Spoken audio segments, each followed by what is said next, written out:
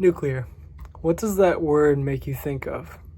Maybe it makes you think of the bombs used during World War II. Maybe it makes you think of radiation and the serious health problems that can come from exposure. Or maybe you think of a giant cooling tower. Well, for most Americans, the word nuclear is still very associated with danger. Ongoing polls showed that the mid-1970s sparked a massive negative change in the public opinion of nuclear technology. This negative view of nuclear technology was only amplified after two of the largest nuclear disasters in history, 3 Mile Island and Chernobyl. Since the 1980s, nuclear technology has been viewed very poorly in the public eye. What many people don't realize is that recent new advancements in nuclear technology have the power to fix our climate crisis. Since the Industrial Revolution, society has become more and more aware of the environmental impacts of non-renewable energy. In recent years, activists have been working tirelessly towards solutions to climate change. Some experts believe that we as a society are reaching a tipping point where our planet's environment will never be able to rebound from the harm we have caused. Needless to say, it's imperative that society finds a solution soon. World War II sparked technological advancements like no other point in history. One of the largest advancements to come from the era was advancements of nuclear technology. Nuclear technologies have progressed exponentially throughout the 21st century. Society is now approaching another tipping point where nuclear technologies have the power to change the tide of the energy crisis, solving climate change forever. Our current energy sources are not sustainable and impact the environment in an extremely negative manner. Nuclear energy can be a major solution that can come in a few different forms. Two of the most recent major advancements are the Small Modular Reactor, or SMR, and the Fission-Fusion Hybrid Reactor. What roles can these new advancements in nuclear technology play in our future? Well, to understand how these advancements can help us, we first have to understand what the current energy crisis is, as well as what nuclear energy is on a basic level. So what is our current energy crisis? Well, to put it simply, we as a society need to do things, and we need energy to do those things. This energy can come in a bunch of different forms. According to a study by Our World in Data, around 76% of the energy we consume as a planet comes from either coal, natural gas, or oil. The problem with these sources of energy is that when they're used, they release massive amounts of carbon dioxide into our atmosphere, which in turn heats up the atmosphere. And you might be thinking, how does adding more carbon dioxide to the atmosphere heat it up? A confusing topic that many people are familiar with is the fact of light being a particle and a wave simultaneously.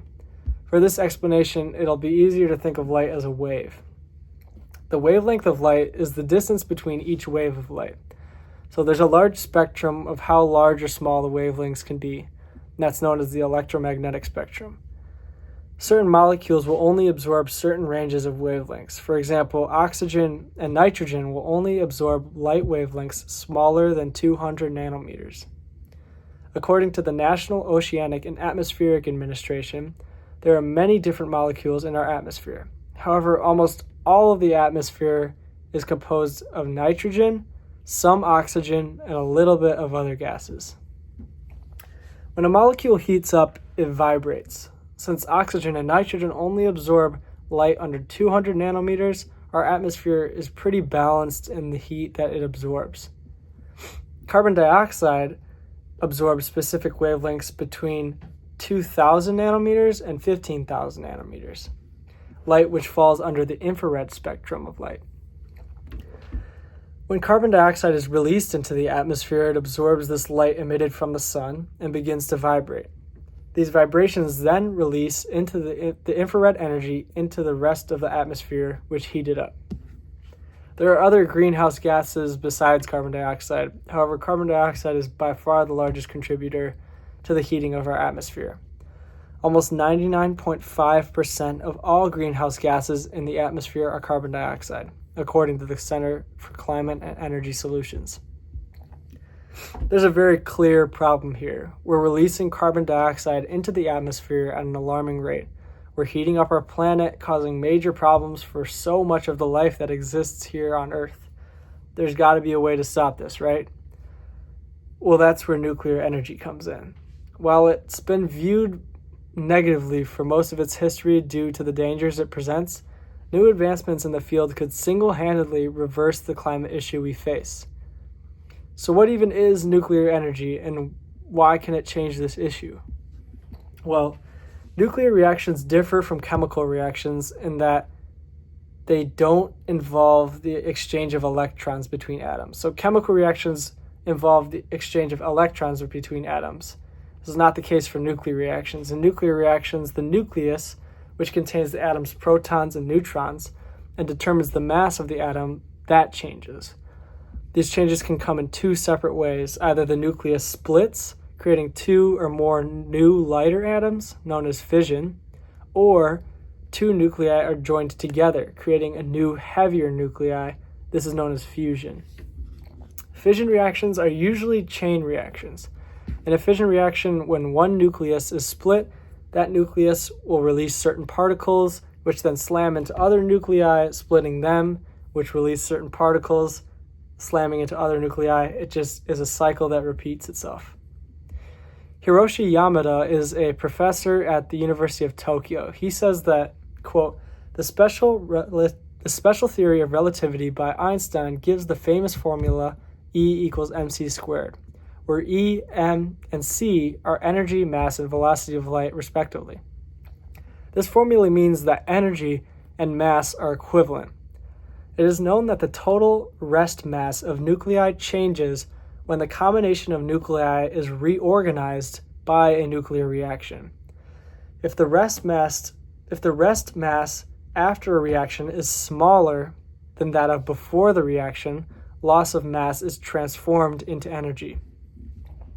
While the loss of mass is usually amounted to 1/1000th of in the case of a nuclear reaction, that in the case of a chemical reaction is in the order of 100 millionth. In fusion reactions, the reaction is not a chain reaction. Fusion reactions are usually started at the opposite end, regarding mass of the starting element.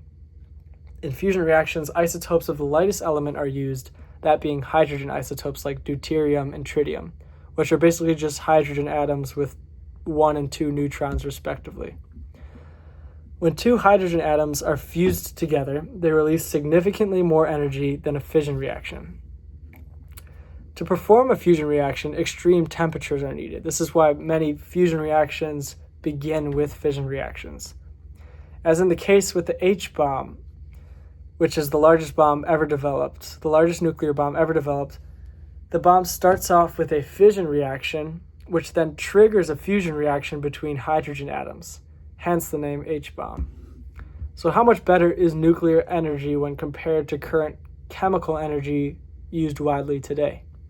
Well, Yamada says that a nuclear reaction, because of the significant mass change when compared to chemical reactions, produces 100,000 to 1 million times more energy than that of a chemical reaction. So the answer is it's way better. This technology has been around for some time now. Why aren't we using it more? Well, through World War II and through the turn of the century, society has been reminded several times how dangerous nuclear reactions can be. The bombs dropped on Hiroshima and Nagasaki resulted in a death toll estimated at 214,000 people. The Chernobyl incident in 1986, when a nuclear reactor exploded, displaced over 350,000 people, many of which who are still being relocated today, according to the World Nuclear Association. Even more recently, in 2011, the Fukushima Daiichi reactors in Japan were hit by a tsunami, causing all 3 cores to melt. This disaster displaced an estimated 100,000 people and an estimated incident-related death toll of 2,313 people.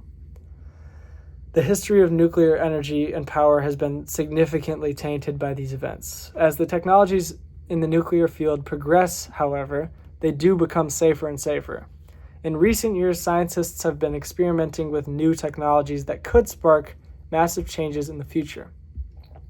The two most promising recent developments are the small modular reactor, or SMR, and the fusion reactor, or hybrid reactor.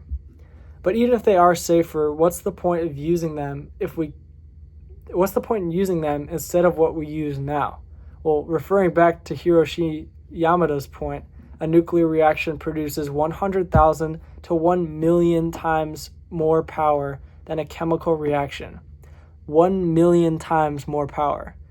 According to the Environmental and Energy Study Institute, in the year 2020, the U.S.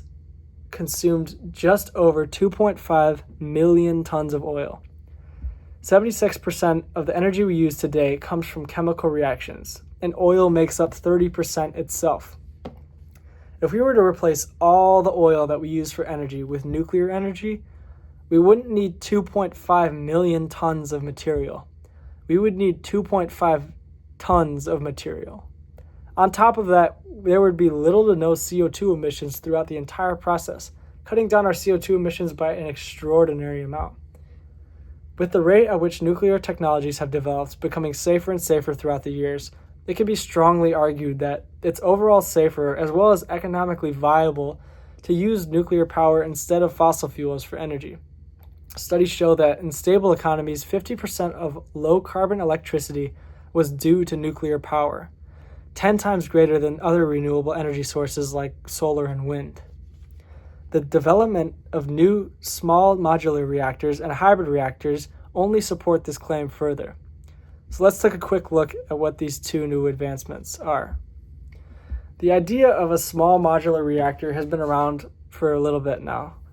The idea is that if a nuclear reactor could be decreased in size, it could be placed in an area where a larger nuclear power plant, like many of us are familiar with, wouldn't fit.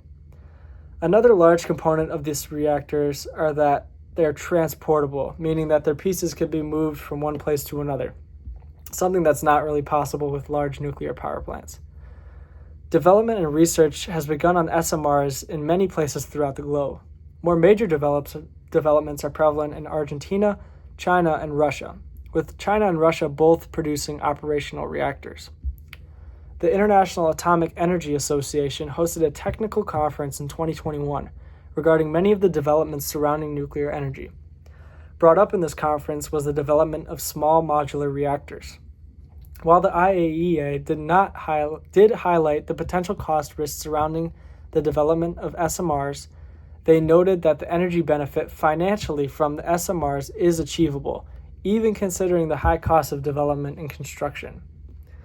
They also noted that throughout the conference, while there were, quote, sub-challenges brought up regarding SMRs, quote, no insurmountable changes against fast SMR technology were identified. While SMRs might be a new technology, the actual energy output is similar in ratio to the current larger reactors we have today. Fusion reactors, on the other hand, are quite different. What originally was thought to be impossible to harness in a reactor, fusion reactors are a major leap in both our understanding of our power capabilities and our development towards clean energy. Fission reactions consist of large atomic nuclei like uranium or plutonium being split apart, which results in large release of energy. This has been attainable for many years in reactors. However, in a fusion reaction, small atomic nuclei like hydrogen fuse together to form a larger atom, creating an even larger release of energy when compared to fission. To start a fusion reaction, these hydrogen nuclei need to be heated to extreme temperatures, and by extreme, I mean millions and millions of degrees. The reason scientists were able to develop a nuclear bomb using fission is because they didn't have to worry about harnessing and containing the fusion reaction once it was triggered. The energy was released, resulting in an incomprehensibly large explosion. And then to contain this energy, scientists not only have to contain heat hotter than the core of the sun, but also somehow harness the energy produced by the fusion reaction, converting it into electricity. In recent years, a lot of research has been conducted on the development of a fusion reactor. Scientists have found what currently seems to be the solution to containing the energy that a fusion reaction lets off. Scientists have developed what is known as the fission blanket, effectively making the fusion reactor a hybrid reactor. The fission blanket's energy output is sustained by a fusion reactor in the core of the reactor itself. The mechanism ends up being, quote, inherently safe, according to Sadat Kiai and his colleagues. Kiai is a researcher at the Plasma Physics and Nuclear Fusion Research School in the University of Putra in Malaysia. They have also found that by adding more layers to the blanket, they can increase the fusion energy reaction by a multiplication factor of up to 700. Research has shown that the energy output from fusion reactors is significantly more than even current fission reactors. Given fusion reactors produce up to 1 million times the amount of energy as a chemical reaction, fusion reactors can most definitely change the climate and energy crisis, as if nuclear energy could not do it already. Ideally, as a society, the best option is the option that is first off, safest, and second off, economically viable. Nuclear fission reactors and small modular reactors both either fit or will soon fit those requirements. Are we taking any steps in the right direction? Well, many European countries, specifically Nordic countries, have begun to integrate significantly more nuclear power into supplying their energy. Finland, for example, uses the second most renewable energy in the EU, just behind Sweden. With nuclear power making up 35% of the energy mix in Finland, carbon dioxide emissions were measured at a very low level, that being just 88 grams of CO2 per kilowatt hour. The global average of grams per CO2 per kilowatt hour in 2023 was 480 grams of CO2 per kilowatt hour. So 88 versus 480 on the global scale. At just a fraction of the global average, it's clear that Finland's efforts in integrating a nuclear power into their energy mix show the right path for solving both the climate and energy crises. It's going to take research and money to change the tide, but is most definitely worth it. When we look at the world, we see beauty. We're lucky as humans to be a part of that beauty. Nuclear energy harnesses such immense power, and with it we have two options. We can disrespect all the research and truly beautiful science to continue to create weapons of mass destruction, ignoring the capabilities for good that nuclear power has to offer. Or we can respect the science, respect and understand the power that nuclear energy provides, and use that power for good, treating this planet with the respect and attention it deserves, preserving its beauty forever. I don't know about you, but I like that second option a lot better.